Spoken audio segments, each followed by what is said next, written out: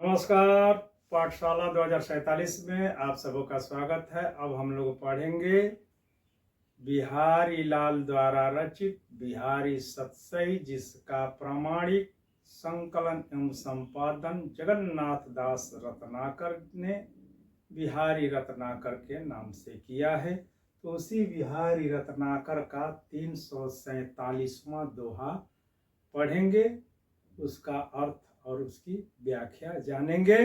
दोहा है, लिखन बैठी जा की सभी, लिखन बैठी जा की सभी, गही गही गरब गरूर, गही गही गरब गरूर, भये न केते जगत के, भये न केते जगत के, चतुर चितेरे कूर, चतुर चितेरे कूर। अब इसके कठिन शब्द। तो लिखन बैठी, लिखन का मतलब लिखने के लिए, बैठी का मतलब बैठे, जाकी यानी कि जिसके, सभी छवि से बना है। छवि का मतलब रूप, आकृति, सौंदर्य। गही गही गरब गरूर, गही का मतलब जो है गहरे, गहराई के साथ पकड़ करके, या कहें कि जिद के साथ। गर्व यानी कि गर्व, और गरूर का मतलब घमंड, अहंकार, अभिमान के साथ। भय न केते, भय यानी कि हुए, न केते, केते यानी कि कितने, जगत के, संसार के, चतुर माने चालाक, बुद्धिमान, विद्वान, चितेरे का मतलब चित्त को जानने वाले अर्थात जानकार। क्रूर का मतलब क्रूर, दुष्ट, अर्थात अत्यंत ही क्रोधित होकर के। अब इसका प्रसंग तो अनुक्ति एक अलंकार है जिसमें शब्दों का संयोजन इस प्रकार होता है जिससे कि सामान्य अर्थ से वह विशेष अर्थ देने लगता है। तो इसमें आलोचकों ने अनुक्ति अलंकार को मान करके इसके दो अर्थ निकालते हैं, एक श्रृंगार परक अर्थ और दूसरा भक्ति परक अर्थ। तो श्रृंगार परक अर्थ के अंतर्गत नायिका के सौंदर्य, अनुपम सौंदर्य का इसमें जो है वर्णन है कि नायिका इतनी सुंदर है, उसकी छवि इतनी आकर्षक है कि दुनिया भर के विद्वान, अहंकारी और अत्यंत तैश में आ करके उसके रूप का वर्णन करने का प्रयास किए, मगर नायिका के सौंदर्य का वर्णन नहीं कर पाए। और भक्ति परक अगर अर्थ लेते हैं तो इसका प्रसंग ये होगा कि ईश्वर या भगवान की छवि या उनका रूप, उनका गुण अवर्णनीय है। कितने लोग देवता, दानव, मानव, किन्नर, ये सभी जो है उनके गुणों की, उनकी लीलाओं का वर्णन करने के लिए आगे आए, मगर वर्णन नहीं कर पाए, क्योंकि ईश्वर वर्णनातीत है। तो प्रसंग के बाद इसका जो है सरलार्थ, तो श्रृंगार परक अर्थ कि नायिका इतनी सुंदर है और उसकी छवि ऐसी जो है परिवर्तनीय है कि उसके छवि का, उसके रूप सौंदर्य का वर्णन करने के लिए, लिखने के लिए गहि गहि गर्व गरूर, यानी कि लोग जो है कि हम लिख ही देंगे गर्व के साथ और अभिमान के साथ कि हम लिख सकते हैं, इस भाव के साथ नायिका के सौंदर्य का वर्णन करने के लिए, लिखने के लिए बैठे। मगर संसार में कोई भी वैसा नहीं हुआ जो उसकी छवि का यथार्थ चित्र प्रस्तुत कर सके। चतुर भी उसमें लगे और जो है जो जानकार, यानी कि जो सौंदर्य के जो पारखी हैं वे भी लगे और कुर भी लगे, यानी कि जिद्द के साथ, यानी वे लगे मगर कोई लिख नहीं पाया। वैसे ही भक्ति परक में कि ईश्वर के जो है छवि का, उनके जो है रूप का वर्णन करने के लिए जगत के जितने बुद्धिमान, ज्ञानी और ईश्वर के जानकार, शास्त्रवेत्ता पूरे जो है गर्व के साथ, गरूर के साथ और दृढ़, कुर का अर्थ एक जो है दृढ़ निश्चय के साथ कि हम जो ईश्वर के गुणों का, उनकी लीलाओं का लेखन कर ही देंगे। मगर संसार में कोई भी वैसा नहीं हुआ जो ईश्वर के गुणों की, उनके द्वारा की गई लीलाओं का, उनके स्वभाव का, उनके द्वारा की गई लीलाओं का वर्णन कर सके। अब इसमें विशेष तो बताया कि जो है अन्योक्ति अलंकार का अवधान करके इसके दो अर्थ निकाले गए हैं, एक श्रृंगार परक अर्थ और दूसरा भक्ति परक अर्थ।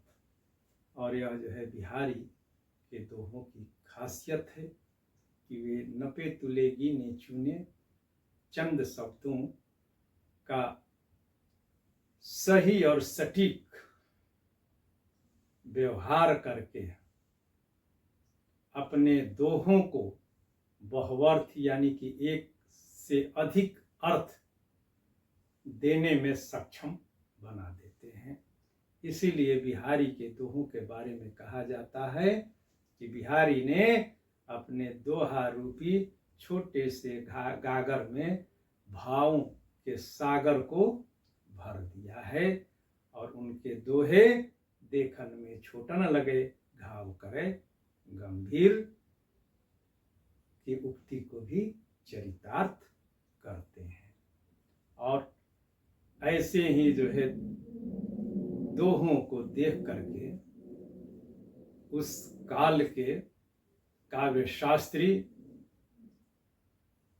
भिखारी दास ने अपनी रचना काव्य निर्णय में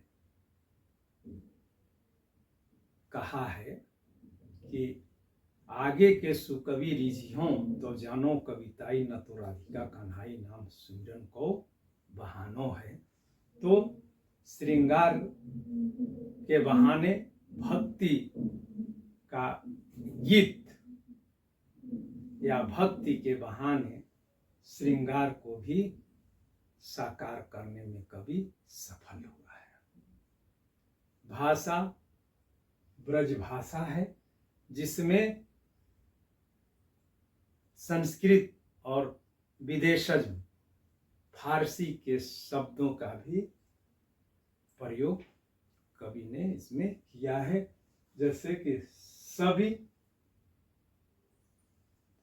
फारसी का शब्द है और देशज शब्द है। गर्व संस्कृत का, मगर गुरूर फारसी का शब्द है और कुरूर कुर फारसी का विदेशज शब्द है। और अलंकार तो यहाँ पर देख रहे हैं कि नायिका की छवि की तुलना चित्र से जो है की गई है, तो इसलिए इसमें उपमा अलंकार है। और साथ ही वर्णन करने में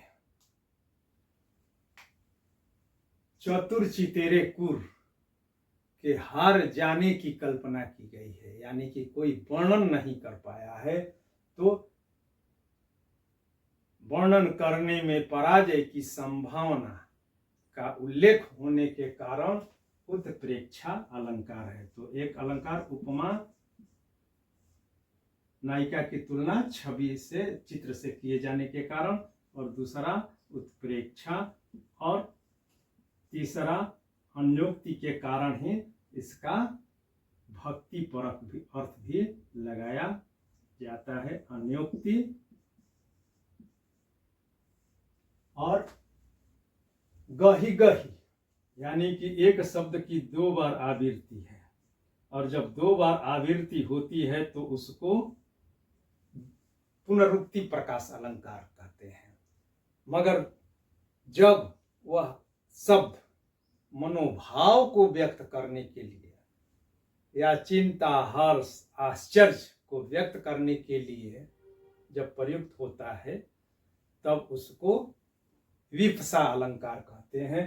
तो यहाँ पर आश्चर्य कि कोई उसका वर्णन नहीं कर पा रहा है, यानी कि उसकी छवि आश्चर्यजनक रूप से अनुपम है, अद्वितीय है, इसलिए गही गही में विपसा अलंकार है, विपसा अलंकार।